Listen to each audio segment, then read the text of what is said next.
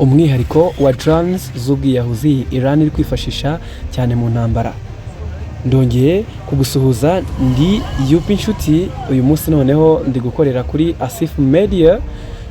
Uyu munsi ndashaka kugira ngo tugaruke kuri aya makuru ari kuvugwa mu burasirazuba bwo hagati.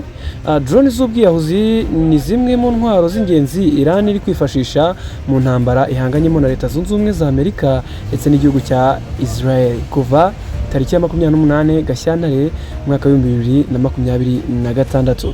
Nongeye kuguha ikaze kuri Asif Media.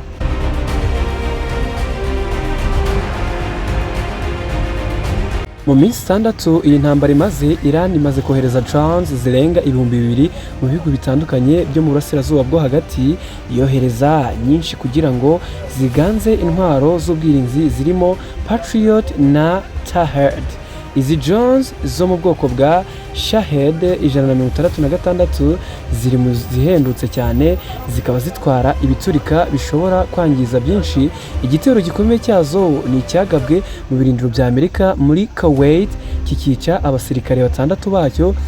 Hari amashusho aheruka gushyirwa hanze ku mbuga nkoranyambaga agaragaza ko drone ya Shahed imanuka ku muvuduko mwinshi cyane kandi isakuza ikubita ikimeze nka radar ku cyicaro gikuru cy'ubwato bw'intambara bwa Amerika kuri uyu mujyi wa Manama muri Bahrain. Hazamuka umwotsi mwinshi cyane. Andi mashusho yafashwe muri Leta Zunze Ubumwe z'Abarabu ariyo bita UAE agaragaza ko drone yikubita kuri hoteli ya Palm Jumeirah mu mujyi wa Dubai. Humvikana urusaku rwinshi rwakurikiwe n'umuriro mwinshi cyane. Ibitero bya drone za Iran ku nganda zitunganya ingufu mu burasirazuba bwo hagati byateje igihombo gikomeye. Uruganda runini rutunganya petrol rwa Ras Tanura muri Arabia Saudite rwahagaritse ibikorwa nyuma yo kuraswa, nubwo byavuze ko habayeho inkongi yoroheje. Izi drones ziri kwangiza byinshi mu karere bitewe n'ubwinshi bwazo, kandi ziri gufasha Iran cyane kuko ntizihenze kandi zifite ibiro bike. Shahed ikora urugendo rw'ibirometero 2500 kandi bivugwa ko agaciro kayo kari hagati y'amadolari 20,000 ndetse n'50,000. Nubwo Shahed idafite umuvuduko mwinshi ugereranyije na misile zisandara ku buso bunini, ubuto bwayo n'ubushobozi ifite bwo kugendera hasi cyane ituma radar n'irindi koranabuhanga ritanga umuburo mu bitero bya misile bigorwa no kwitahura.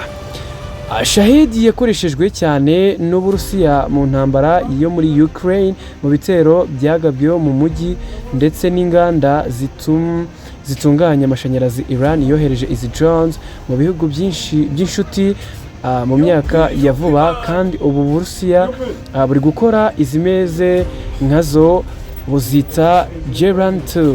Mick Mulroy wahoze mu ngabo za Amerika zirwanira mu mazi akaba umukozi w'urwego rw'ubutasi rw'iki gihugu CIA n'ubuyobozi muri Minisiteri y'Intambara ishinzwe uburasirazuba bwo hagati, yatangarije BBC ko mu bihe bya vuba izi drones zagaragaje ubushobozi buhambaye. Amerika itangira gukora izimeze nkazo. Drone ya Amerika yitwa Lucas yakoreshejwe bwa mbere mu ntambara yo muri Iran, ni imeze nka Shahed. Admiral Brad Cooper uyobora ingabo za Amerika n'uburasirazuba bwo hagati yasobanuye ko bafashe imiterere ya drone ya Iran barayivugurura kugira ngo igire ubushobozi bwisumbuyeho.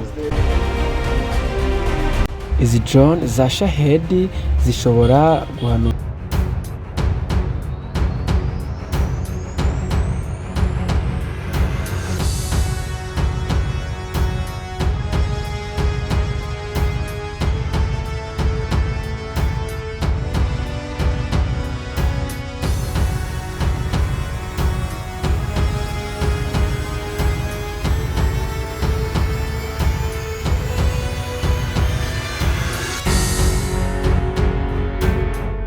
mu kigo cya America Enterprise Institute avuga ko Iran iri gushyira kuri Amerika ndetse n'inshuti zayo igitutu kugira ngo bikoreshe misile zabyo zihenze zihanura Shahed zo zisyorwamo amafaranga make. Bivugwa ko mbere y'iyi ntambara itangira tariki ya 28 Gashyantare Iran yari ifite ibihumbi byinshi bya drones za Shahed ariko umubare usigaye ubu ntabwo uzwi. Amashusho yatangajwe n'ikinyamakuru gishamikiye ku mutwe w'ingabo zidasanzwe za Iran IRGC agaragaza ko umurongo muremure wa drones za Shahed ari mu